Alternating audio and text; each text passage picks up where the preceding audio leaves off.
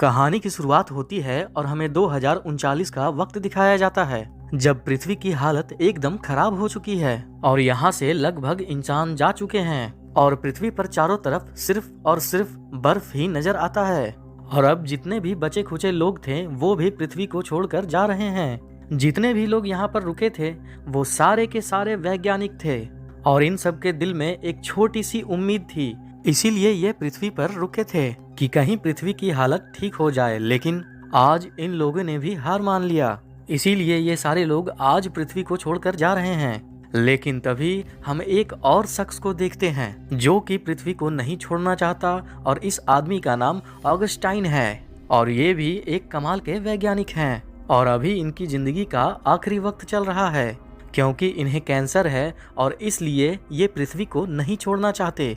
वो अपना अंतिम समय यहीं बिताना चाहते हैं और उसे लगता है कि वो अपनी जिंदगी अकेले बिता सकते हैं क्योंकि वो अपना इलाज खुद करते हैं और ये पहले काफी अमीर थे, इसीलिए इनके पास चीजों की कोई कमी नहीं है।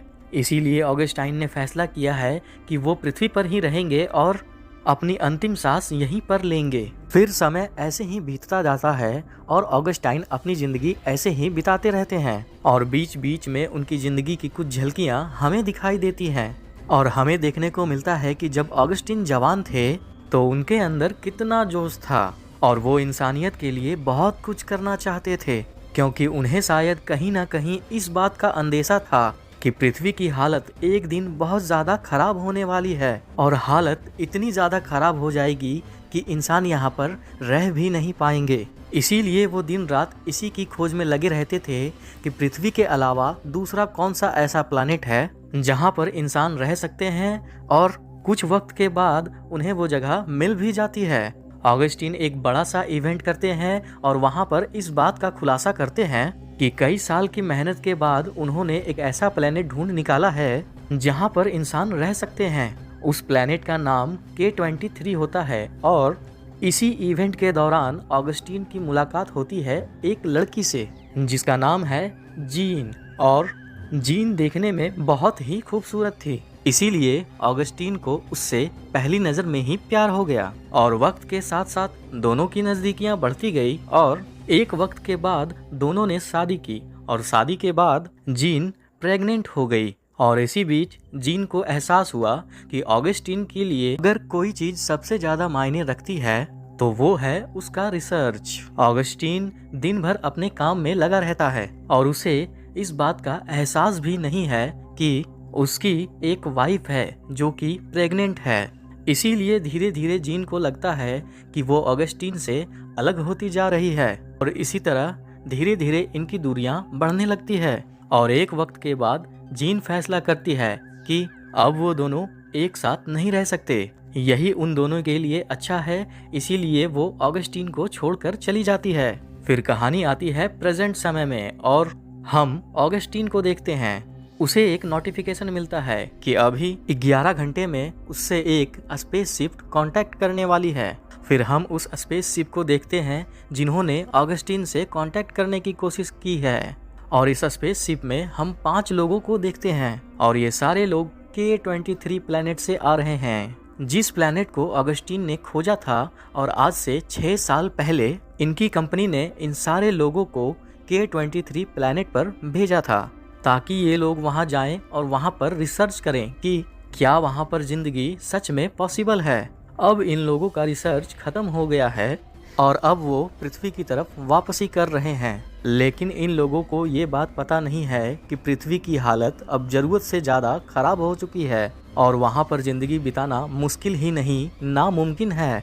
इसीलिए अब ये ऑगस्टीन की जिम्मेदारी है कि ये उनको यहाँ आने से रोके और उनको सारी बात सच सच बताएं।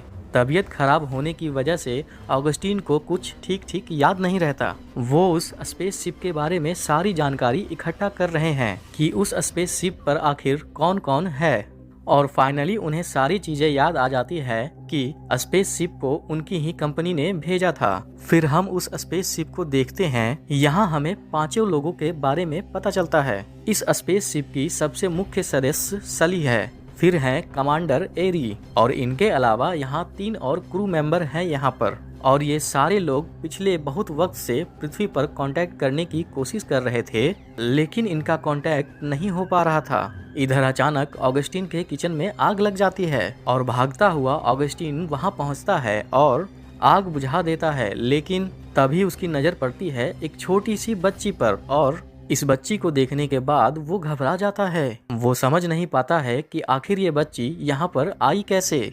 फिर ऑगस्टीन उससे बात करने की कोशिश करता है, तब उसे पता चलता है कि ये बच्ची बोल नहीं सकती। फिर ऑगस्टीन उसका ख्याल रखना शुरू करता है। वो देखता है कि ये लड़की ड्राइंग की मदद से कुछ कहना चाहती है। वो आयरिस फ्लावर को ड्राइंग करती है, जिससे ऑगस्टीन को पता चलता है कि उसका नाम आयरिस है।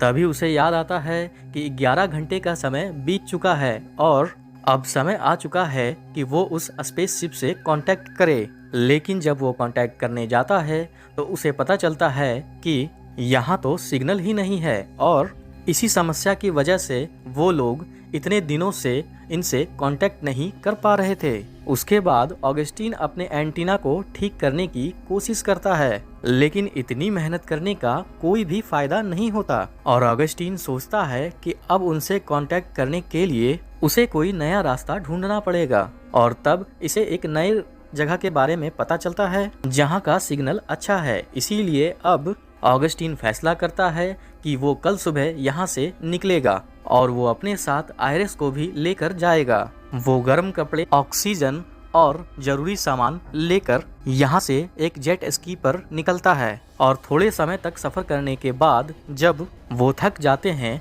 तब उन्हें एक बंकर दिखता है और तब वो वहीं रात गुजारने का फैसला करते हैं। लेकिन रात को बंकर के नीचे की परत फट जाती है और ये दोनों लोग डूबने लगते हैं, लेकिन ऑगस्टीन आयरिस को लेकर सही वक्त पर वहां से बाहर निकल जाता है। ये दोनों तो बाहर आ जाते हैं, लेकिन उनका जेट स्की और सारा जरूरी सामान वहीं पर डूब जाता है और अब इनके पास सिर्फ एक ही रास्ता रहता है कि ये बाकी का सफर पैदल ही तय करें।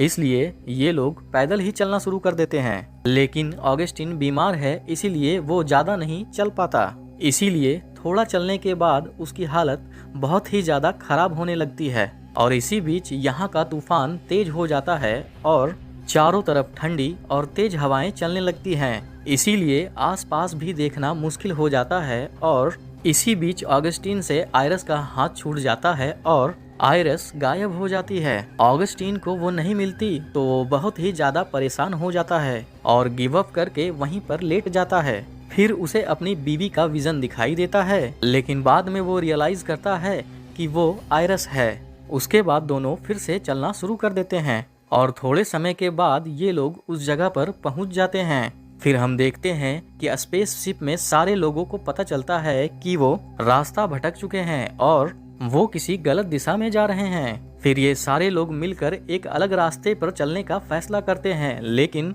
इस रास्ते के बारे में किसी को कोई भी जानकारी नहीं है, इसलिए ये रास्ता रिस्की था, लेकिन फिर भी वो इस रास्ते को चुनते हैं। तभी हम फिर से ऑगस्टीन को देखते हैं और वो स्पेसशिप से कांटेक्ट कर पाता है। सली और ऑगस्टीन के बीच बातें होना शुरू हो जाती हैं, लेकिन जैसे ही ऑगस्टीन पृथ्वी की कंडीशन के बारे में कुछ बताने वाला होता है, उनकी स्पेसशिप एस्टेरॉइड से टकरा जाती है और एक बार फिर से उनका कनेक्शन टूट जाता है। एस्टेरॉइड के टकराने से उनका कम्युनिकेशन सिस्टम खराब हो गया था, इसीलिए वो डिसाइड करते हैं कि वो बाहर जाकर इसे ठीक करेंगे।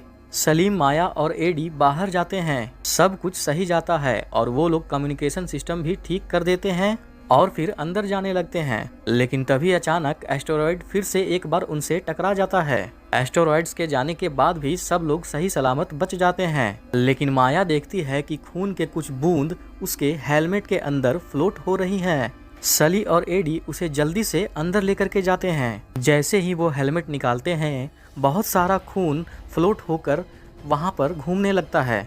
माया काफी डर जाती है। वो लोग उसका इलाज करने की कोशिश करते हैं, लेकिन माया वहीं अपना दम तोड़ देती है, जिससे सारे लोग बहुत ही ज्यादा निराश हो जाते हैं। और तभी उन्हें धरती दिखाई देती है और धरती का हालत देखकर उनके होश उड़ जाते हैं। लेकिन थोड़े समय के बाद सली वापस से ऑगस्टीन को कांटेक्ट करती है और ऑगस्टीन उन्हें सारी बातें बताता है कि पृथ्वी अब खतरे से खाली नहीं है और यहाँ से सारे इंसान जा चुके हैं, इसीलिए तुम लोगों को वापस K23 प्लेनेट पर जाना चाहिए। ये सारी बातें जानने के बाद सभी एक बार फिर से परेशान हो जाते हैं, लेकिन K23 पर वापस जाने के बाद से टॉम राजी नहीं होता। उसे जानना है कि उसके फैमिली के साथ क्या हुआ। वो कैप्टन एडी से परमिशन मांगता है कि वो रीएंट्री पॉड को लेकर धरती पर जाना चाहता है और अपने बीवी बच्चों को ढूंढना चाहता है।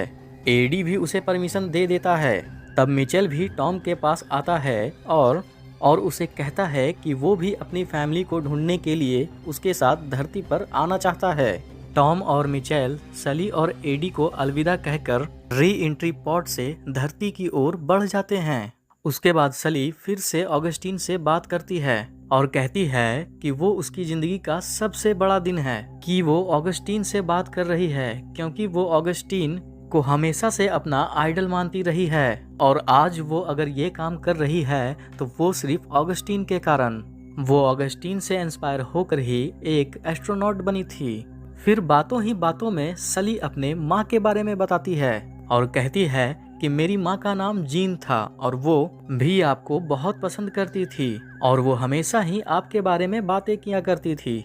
ये सब सुनने के बाद ऑगस्टीन शॉक हो जाता है।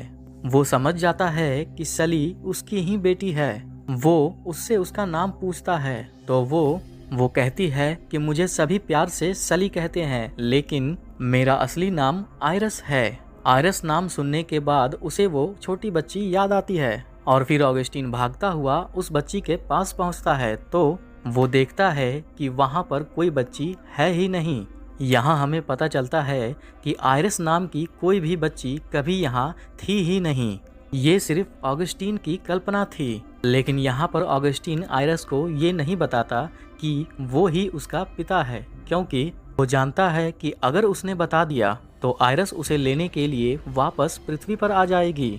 ऑगस्टीन आयरस से पूछता है कि K20 देखने में कैसा है। फिर आयरस K23 को अच्छे से डिस्क्राइब करती है और आयरस की आवाज़ में K23 के बारे में सुनकर ऑगस्टीन बहुत ही खुश होता है और फिर वो उन्हें जाने के लिए कहता है। फिर आयरस और एडी K23 के लिए निकल पड़ते हैं और उसके साथ साथ वो सारे स्पेसशिप को ये खबर कर देती है कि K23 पर जीवन पॉसिबल है। जितने भी लोग पृथ्वी छोड़कर नए प्लेनेट की खोज में निकले हैं वो सारे K23 पर आ जाएं। इसके बाद हम फिर से ऑगस्टीन को देखते हैं जो कि खुले आसमान के नीचे खड़ा है और वो एकदम बेखौफ लग रहा है, क्योंकि उसे पता है कि उसकी ज़िंदगी का मकसद पूरा हो चुका है और अगर वो अब मर भी जाए तो उसे इस बात कोई गम नहीं। और इसी के साथ ये मूवी यहीं ख़त्म हो जाती है। दोस्तों, अगर ये मूवी आपको पसंद आई तो वीडियो को एक लाइक ज़रूर करें।